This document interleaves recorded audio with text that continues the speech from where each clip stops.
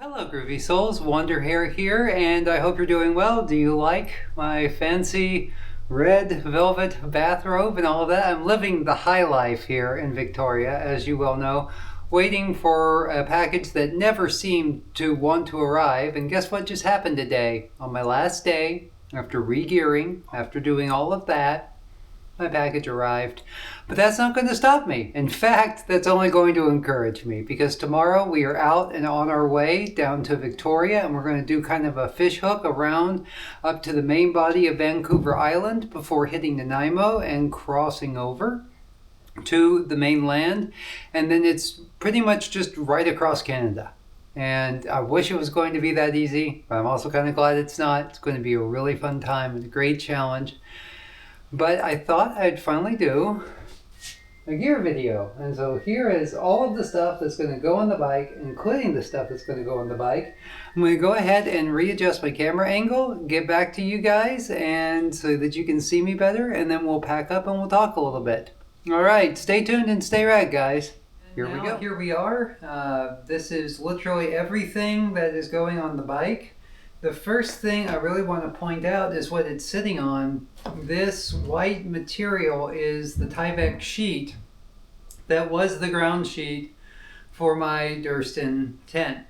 But Tyvek, it's a very cheap, very durable material. I highly recommend it if you're looking for a good tent floor. You can get it out of contractor dumpsters, or you can go into like any hardware store. They'll often have it for you. I got mine custom cut and pre-made from Six Moons Designs, which is an awesome ultralight company, so be sure to check them out. But basically, since I'm not taking the Durston and I don't need the ground sheet immediately, what I did really want was a vestibule mat. And basically what that is right at the entrance to my tent, there's a vestibule area that's on the dirt, but it's shielded from the elements.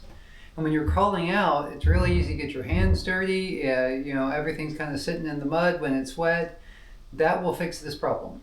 And so I cut it to what is basically a good size. The overlap will go underneath my kunai tent, which is in here. We'll talk about that more in a minute. And then from there, everything will be cleaner. Everything will be out of the water and the mud, hopefully.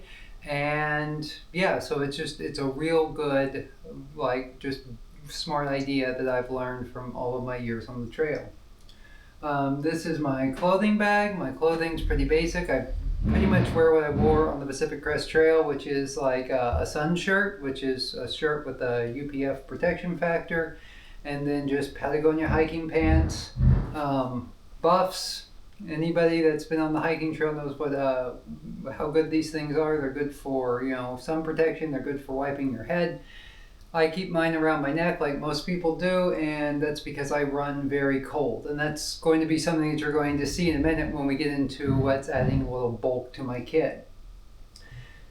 So the bulk of my kit. This is a sleeping bag liner. It adds about 10 degrees to any sleeping quilt or sleeping pad. This is my inflatable pillow. It is the Xped Mega Pillow. It's incredible. A lot of people consider a pillow a luxury item. I consider it a necessity item. I'm a side sleeper. I need something to support my head. And I'm tough, but I'm not that tough. My sleeping bag is in here. This is the Nordisk Oscar. It's all synthetic because I'm vegan, and it's good down to about 20 degrees Fahrenheit. That's negative 12 Celsius. Nemo Tensor Elite in wide, because once again, the most important thing when you're on the road and you're working every day is a good night's sleep. And so these Nemo pads, I have tried Thermarest, I've tried Sea to Summit. These Nemo pads have been the most comfortable, they've been the most reliable, and so this has been a constant feature in my kit since I discovered them. This is my shopping bag. It's from Brick Lane Bikes in in London, the same guys that made my handlebars. And so it's just a good reminder of my international travels. This will go in my pack along with my passport and other important documents. This is a lumbar pack. It's the Fjallraven Abisco 6. And it rides back on my lumbar area when I'm riding, and it keeps everything in place, keeps everything sturdy, and it lets me lock up the bike and then walk away and nothing valuable is left. That's also another Fjallraven pack, and this is my MacBook Pro because I'm doing video work, hi guys, on the trail. My iPhone Pro Max 16 because I'm shooting, photography and stuff on the trail. This is a luggage scale. I'll get into that in a minute. And then just lots of little bits and bobs. My tools are over here. I've got a Crank Brothers M19 multi-tool with a chain breaker because you need that. There's always something coming loose on the bike. It lets me tighten things down before I get going every day. The chain breaker is there in case I break a chain, like I did in Belgium. And it's also now why I have lots of these extra little quick links so I can get back and get on the go and limp down to a bike shop. Okay, what else do we got here? Let's do my cooking kit. This is the MSR Titan. It's titanium. It's 900 milliliters because I like coffee in the morning. This is foldable. I can never do it right on camera, but yeah, there it goes. Folds down and it goes right in the pot. And it's just absolutely great as my coffee cup. Got the standard Tokes titanium spork. I've had that spork since I was on the Pacific Crest Trail. That spork and I have been together for 5 years. I'm hoping it's a lifetime relationship. Time will tell. But I've used it for almost every meal for 5 years. I am ridiculously attached to my spork, which is why I carry it in a little case. And in here, because we're not ultralight, I've got my little tablespoon variable measure, and that lets me make sure I'm getting enough coffee but not too much coffee because no one wants to see me over caffeinated. That would be bad. So yeah, basic toolkit, camp kit. I've got a Soto Windmaster stove. I just realized it's on the window seal in the other room, but it's one of the best stoves out there. I've never bothered with those BRS stoves that everybody swears by. I like having the Pico electric igniter on my Soto Windmaster. I like the fact that it's very efficient. It's not burning through my fuel. I carry 2 of these when fuel canisters. This one's from MSR, but it could be anyone. And now we have the cat photobombing me. That is Matzo Ball. Hello, Matzo Ball. You're a good kitty. Yes, you are. But yeah, I carry 2 of these. When one wears out, I just replace it, and that way I've always got enough fuel on me, and I'm not wasting fuel. But the Soto Windmaster also makes sure I'm not wasting fuel. Just standard bike chain lube. This is a rain skirt from Enlightened Equipment. It is an absolute game changer for me because it's not constricting me like rain pants are. When the rain is coming down, it lets me get some ventilation. It helps me stay cool, which is important. And then I've got the Mech Aquanator jacket here, and it's supposed to be very waterproof. I haven't tested it out in the field yet, but I'll let you guys know. It's in a nice, pretty color, it's a nice thing to have. And on top of all of that, it's pretty visible because it's a dark and a light pattern. I tend to try to go for visibility, which is why I have my high-vis belt. For when it gets incredibly cold, like I'm expecting it to be up in the Rockies, I've got my balaclava.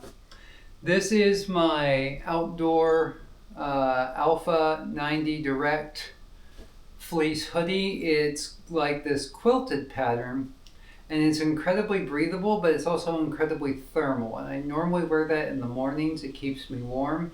If that's not enough, I've got my Patagonia puff jacket. I've also got an Adidas zip-up hoodie because I run cold. You will never see me in shorts. You will never see me really without a jacket unless I'm in the desert.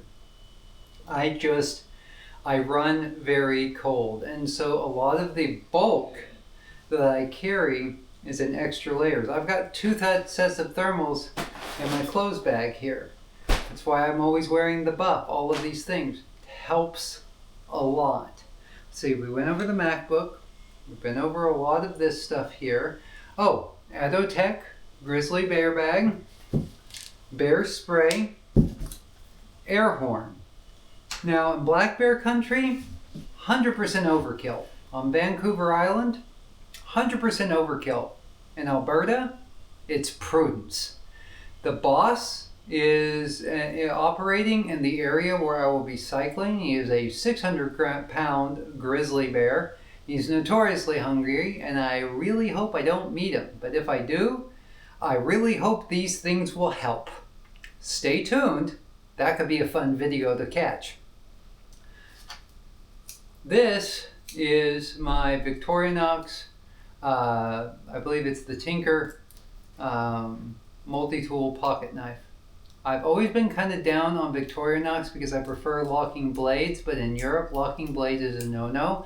I picked this one up in Oxford, and it has just been the greatest multi-tool ever. Even though it's just a slip lock, it's very effective. It does everything that I need it to do. I actually one time cinched down the nut on my tire to keep it from falling off with this tool. So you never need it until you need it, and then you really hope you have it. And so I always carry this with me, just, and I like this because it's legal in most cities and most towns and municipalities. Knife laws are a hodgepodge everywhere. This is generally considered legal and non-threatening. It's considered a tool, not a weapon.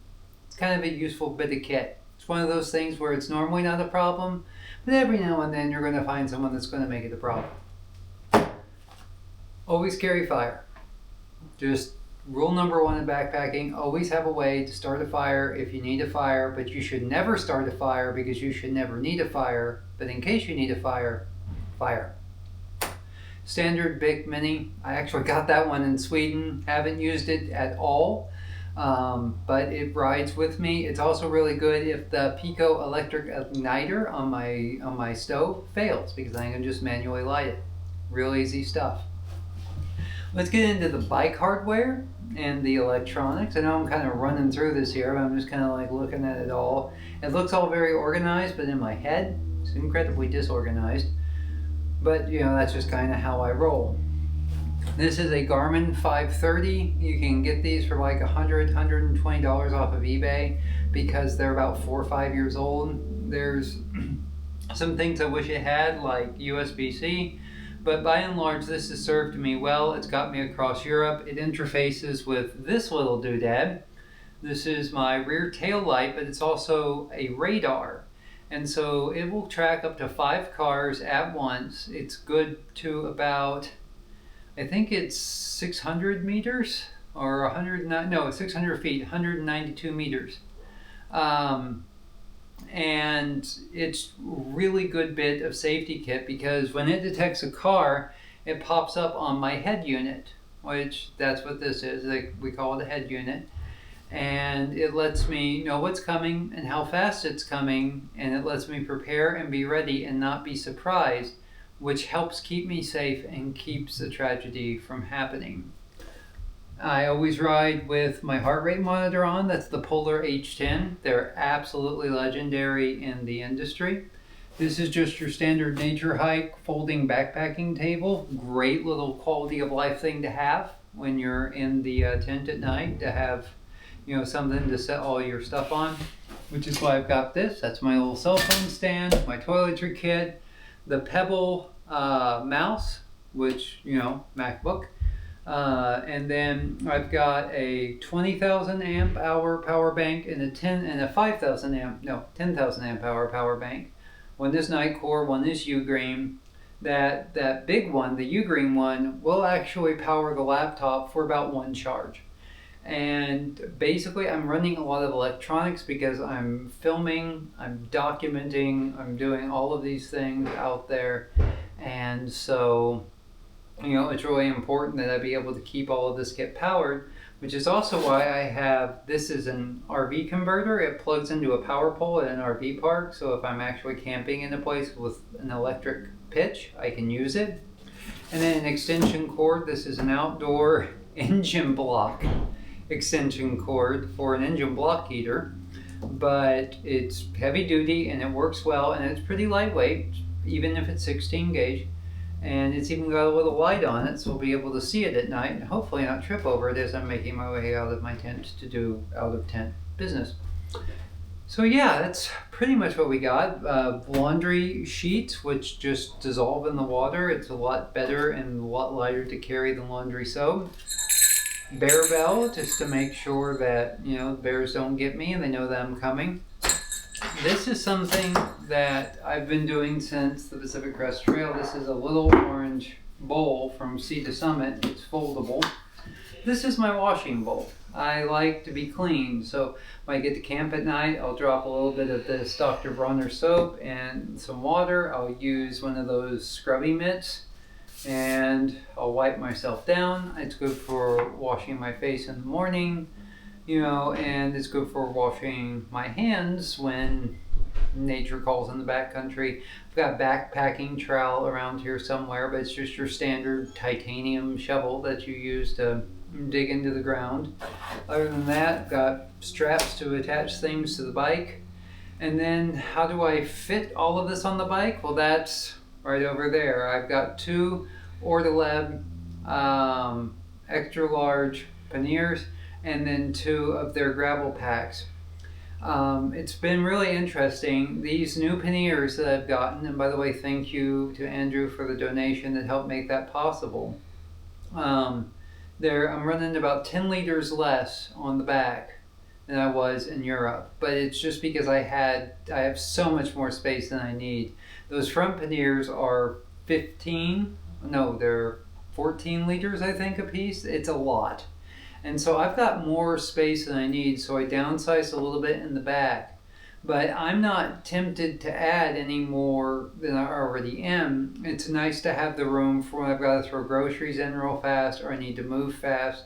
I've got a very specific way that I pack all of this up. I'm going to be recording that next. This is going to be a nice, fun, long-form video for you guys. And everything kind of has a place, and there's a place for everything. The other thing I'm probably going to be using a lot on the trail, besides, you know, all of this is going to be used every day, but this is my Sawyer Squeeze water filter. It's a backcountry staple. It's absolutely awesome.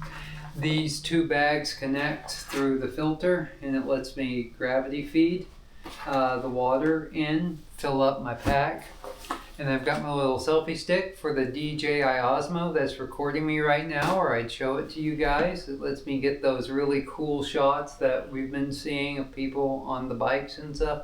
I'm going to be very careful because I'm a klutz, and I just know that it'd be very easy to turn my camera into a piece of jousting equipment. So stay tuned for that too, because that'll probably be fun. But yeah, that's pretty much an overview of the kit, and I'm going to figure out a place where I can put the camera and let you guys watch me just kind of pack it all up, and you can see how it goes. Oh, one last thing. One thing you never want to forget is your helmet. This is a standard Fox mountain bike helmet. You don't see a lot of touring riders that wear mountain bike helmets, but I love the fact that it's got the brim. And so it's really great for keeping the sun out of my eyes. It's great on the longer rides. I'm surprised you don't see that feature more on helmets. But I picked that up in Ireland when I was just starting to rent bikes and tour around Dublin. And now here we are. It's been with me all the way through Europe. I got it on clearance. A lot of this stuff I bought on clearance or I bought second hand or things like that. It's expensive, but it doesn't have to cost a total fortune, just a small fortune. So yeah, guys, stay tuned, stay rad. I'm going to cut over now to packing all of this up, and once I can get Matzo Ball out of his nap, he's sleeping on my panniers. Isn't that adorable? And yeah, so something terrible has happened. I very much want to pack, but Matza has decided that he doesn't want me to go. I just do not have the heart to disturb him, so I will continue this in a little bit, guys. We'll see you out there.